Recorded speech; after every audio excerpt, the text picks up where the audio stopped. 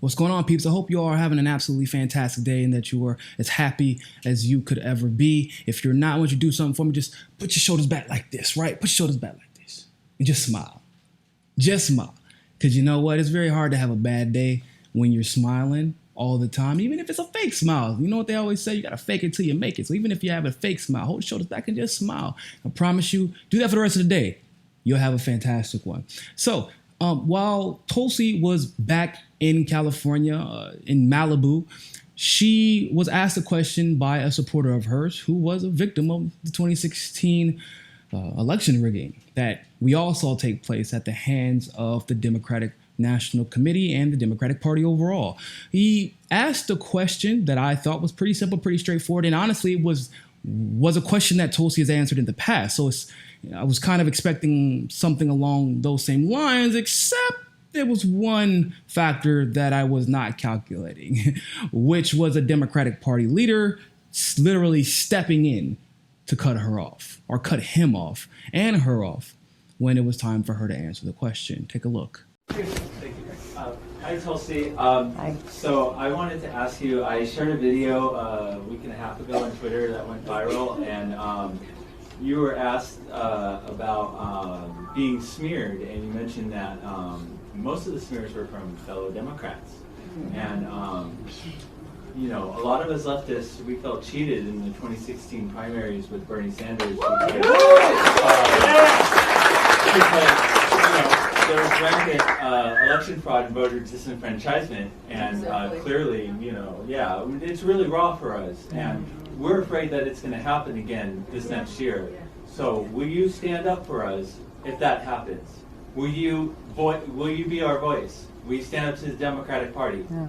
Because, I mean, it's going to happen again. Yeah.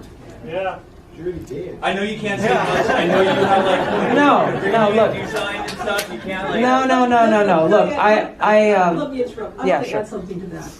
As the head of the Malibu Democratic Club, a lot of what we've been working on in the last year and a half is to bring our Democrats together. Yeah. And we know we can't win unless our Democrats come together. And I'd like to think in Malibu, we're very passionate in Malibu, whether it's a local issue or a national issue. And we used to think that if you opposed us on one issue, you were the enemy. We finally figured out that vigorous debate's good for our country. That's right. Yes.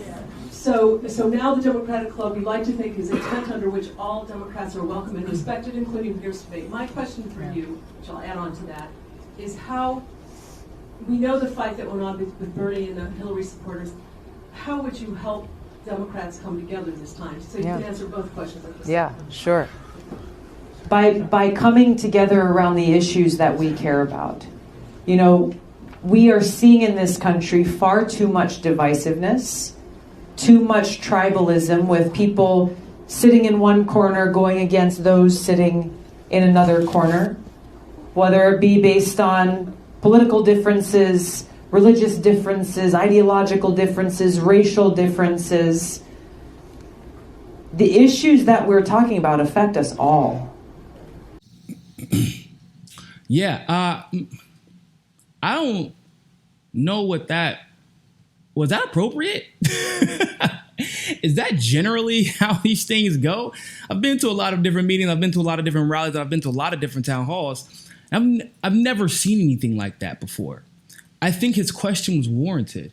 I don't think that it was that Democratic Party leader is not running for president. That Democratic Party leader will not have it fall on her shoulders. No matter how well-meaning she was, I don't know if she was nefarious with intent or if she was being well-meaning. But even if she was being well-meaning, that's not the way to handle that situation, because at the end of the day, nobody's going to remember what her name is. I don't know what her name is now.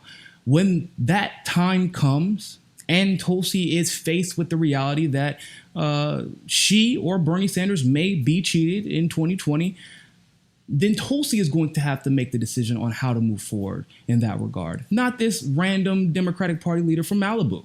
And that's just the facts.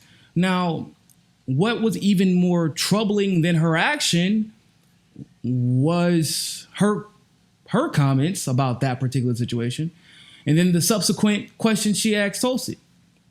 Because there was a lot of Democrat. We learned to listen. Do you not see the irony in that? We learn to listen and hold debates, and we feel like these conversations are healthy for us. Okay, so why did you snatch the mic from him while he was detailing all the ways the Democratic Party has been demonstrating, by the way, that they have not learned their lesson? Like, obviously, Tulsi said we want to coalesce around the issues and all that good stuff. And the question in the video was cut off, but I already know her answer because she answered Naheed, the woman from San Francisco, with the viral video with Naheed crying. She already answered that question because Naheed's question was the same one. And Tulsi was very, very blunt. I don't get most of my criticism from the Republican establishment. I get it from the Democrats.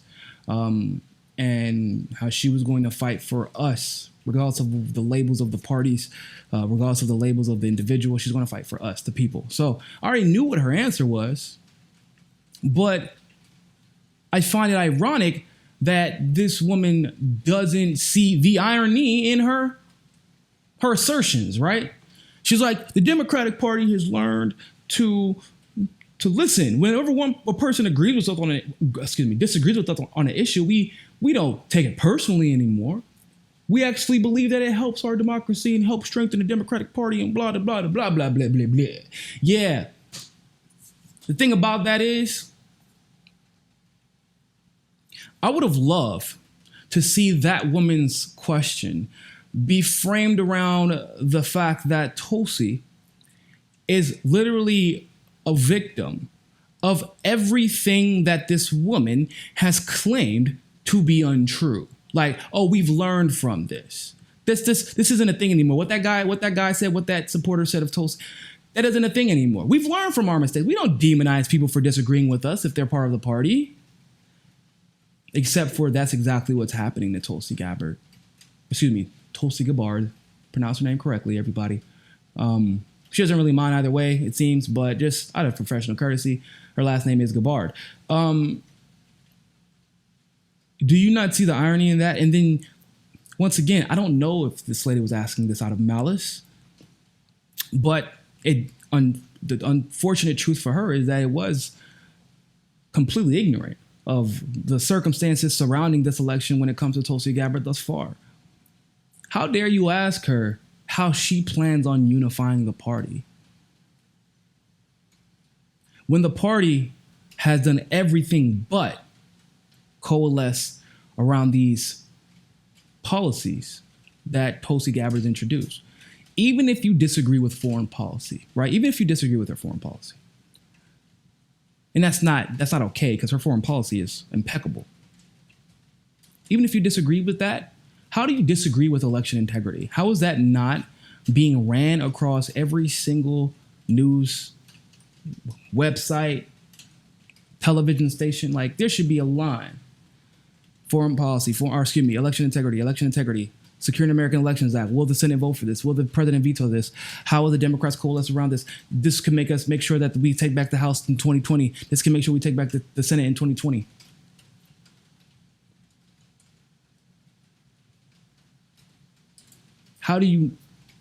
Where's the coalescence at?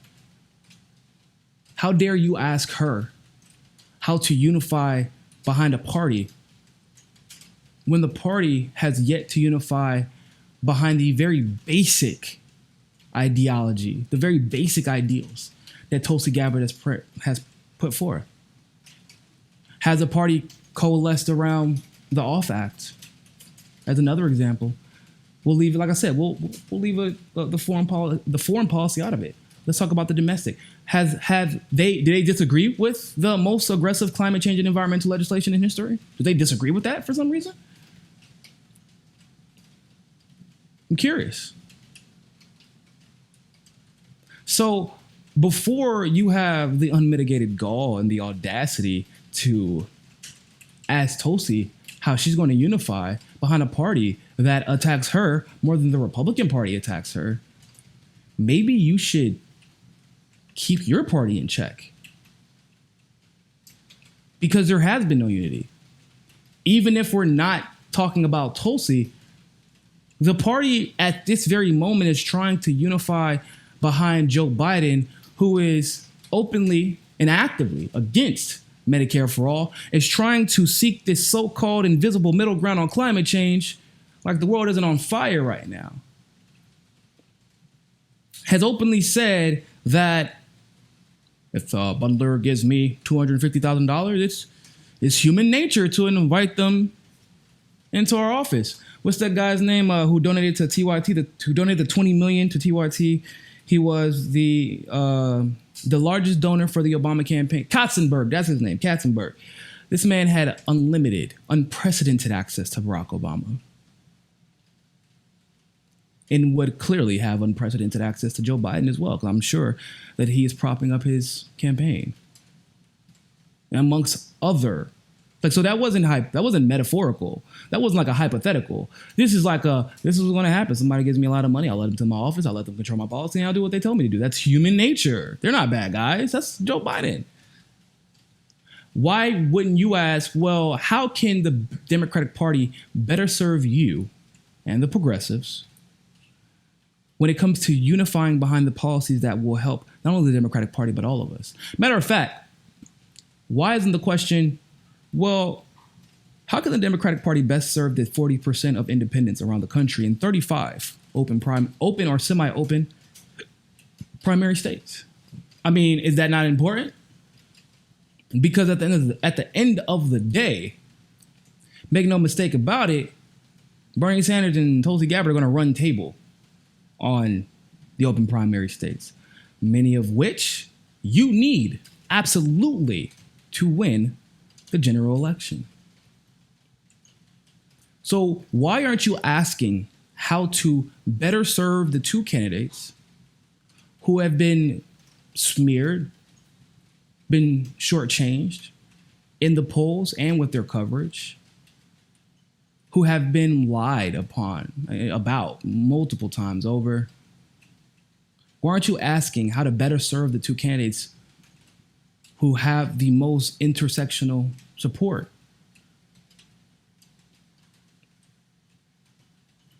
Just out of curiosity. Tulsi's answer was kind of like, I kind of expected something like that.